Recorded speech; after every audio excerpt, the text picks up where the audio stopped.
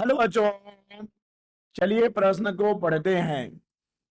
एक सीटी बजाता हुआ इंजन जिसकी आवृत्ति 1000 हर्ट्ज है, श्रोता से दूर एक पहाड़ी की ओर 17 मीटर प्रति सेकंड की चाल से जा रहा है।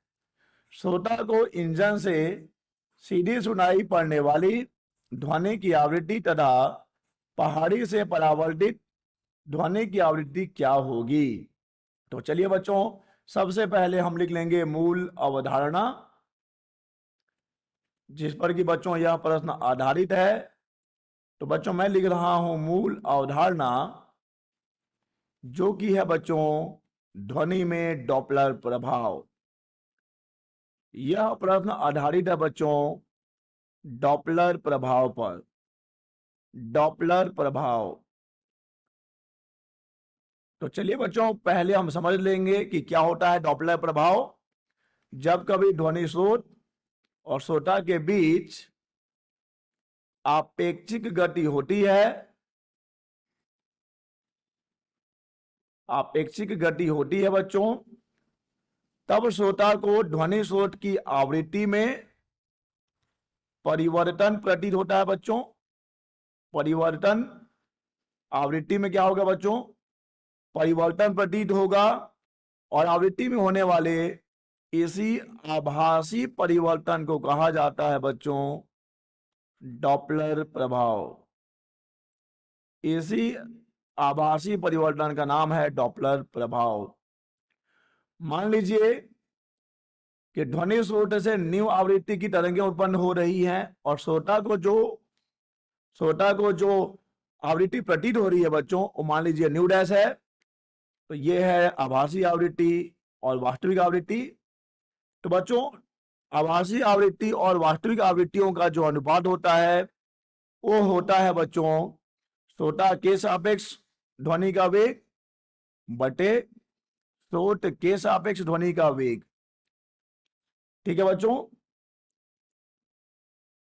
आभासी आवृत्ति और वास्तविक आवृत्ति का अनुपात बराबर होता है श्रोता के सापेक्ष ध्वनि के वेग और स्रोत के सापेक्ष ध्वनि के वेग के अनुपात के बराबर, जहां पर बच्चों v है ध्वनि का वेग, vs है स्रोत का वेग और vo है श्रोता का वेग।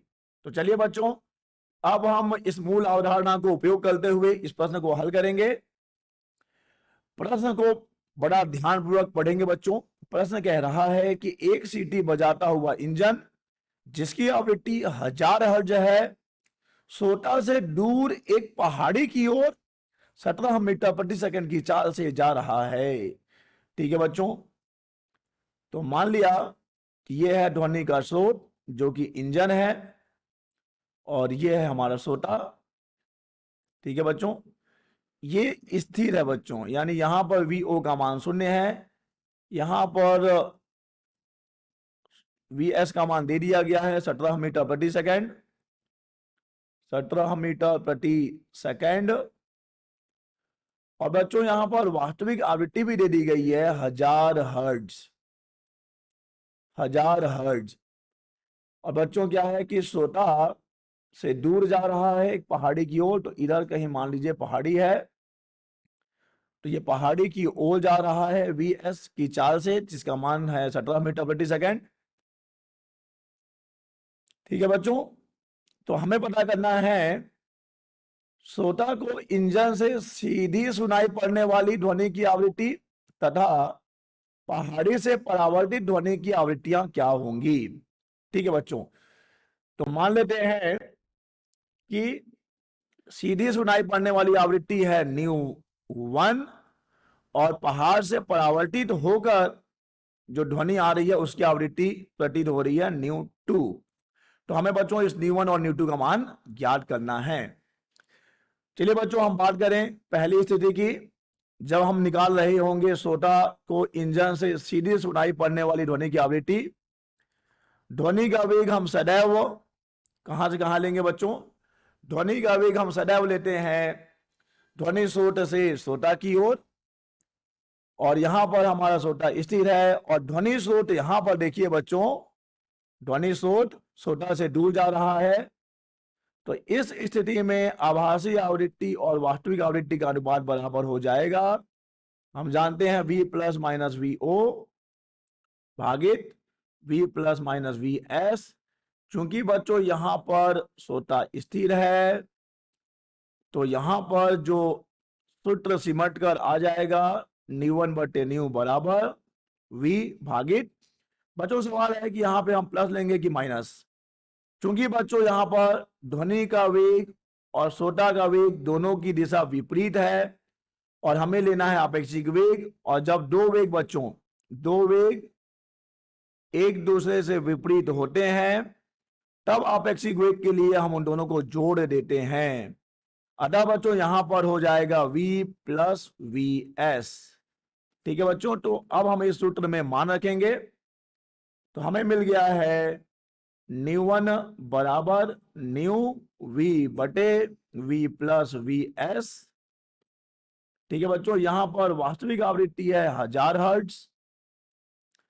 ध्वनि का वेग बच्चों हम ले सकते हैं 330 मीटर प्रति सेकंड। तो यहां पे हम मान रख देंगे 330 भागित 330 धन 17 मीटर प्रति सेकंड। तो बच्चों यहां पे हो जाएगा 330 और 1000 का गुणा होने के बाद 3 जीरो और लग जाएगा, और बच्चों नीचे जोड़ने पे हमें मिल जाएगा 347। ठीक है बच्चों, तो हमें आभासी आवृत्ति मिल रही है, इसे भाग देने पर हमें आभासी आवृत्ति मिल जाएगी 951 हर्ट्ज। ठीक है बच्चों, 951 हर्ट्ज। तो बच्चों ये है श्रोता को इंजन से सीधी सुनाई पड़ने वाली ध्वनि की आवृत्ति। ठीक है बच्चों, ये है सीधी सुनाई पड़ने वाली आवृत्ति बच्चों, सीधी जो इंजन से डायरेक्ट किसके पास आ रहा है, श्रोता के पास आ रहा है। चलिए बच्चों, अब हम चले प्रश्न के अगले पड़ाव पर। पहाड़ी से परावर्तित ध्वनि की आवृत्ति क्या होगी। ठीक है बच्चों, ये है हमारा इंजन जो कि ध्वनि का स्रोत है, ये जा रहा है पहाड़ी की ओर VS की चाल से, पहाड़ी स्थिर है और ये हमारा श्रोता यहां पर। ठीक है बच्चों, अब देखिए बच्चों, अगर हम मान लें कि एक श्रोता यहां पर है या पहाड़ी ही श्रोता है, तो पहले हम पता कर लें कि इस पहाड़ी को जो आभासी आवृत्ति प्रतीत होगी वह कितनी होगी। बच्चों यहां भी श्रोता स्थिर है और यहां पर ध्वनि का स्रोत श्रोता की ओर गतिमान है, और ध्वनि का वेग हम सदैव किधर लेंगे बच्चों, ध्वनि स्रोत से श्रोता की ओर लेते हैं। तो बच्चों यहां पर जो न्यू डैश होगी, यानी पहाड़ी को जो आभासी आवृत्ति प्रतीत होगी, न्यू डैश बराबर न्यू V बटे V माइनस VS। चूंकि बच्चों हमें हर में लेना होता है ध्वनि का वेग ध्वनि स्रोत के सापेक्ष, और चूंकि यहां पे दोनों ही वेग एक ही दिशा में हैं, तब आपेक्षिक वेग के लिए हम दोनों को माइनस करेंगे। चलिए बच्चों, हम इस सूत्र में मान रख दें तो हमें मिल जाएगा न्यू डैश बराबर, न्यू का मान तो 1000 है बच्चों, न्यू का मान तो 1000 है, V का मान हमने लिया है 330 भागित 330 माइनस, ठीक है बच्चों, माइनस हम कितना करने वाले हैं VS जो कि है 17 मीटर प्रति सेकंड। तो बच्चों यहां पर न्यू डैश उस पहाड़ी को जो आवृत्ति प्रतीत हो रही होगी 330, 1000 का गुणा होने पर 3 जीरो और लग जाएगा भागित 313। तो बच्चों इसे भाग देने पर आपको आभासी आवृत्ति मिल जाएगी 1054 हर्ट्ज के आसपास। ठीक है बच्चों, तो बच्चों ये है न्यू डैश जो उस पहाड़ी को आवृत्ति प्रतीत होगी। लेकिन हमें पता करना है कि पहाड़ी से परावर्तित होने के बाद हमारे इस श्रोता को आवृत्ति कितनी प्रतीत होगी। तो चलिए बच्चों, यहां पे जो आवृत्ति है वो कितनी है बच्चों, 1054 हर्ट्ज। ठीक है बच्चों, ये था हमारा इंजन और ये है हमारा श्रोता।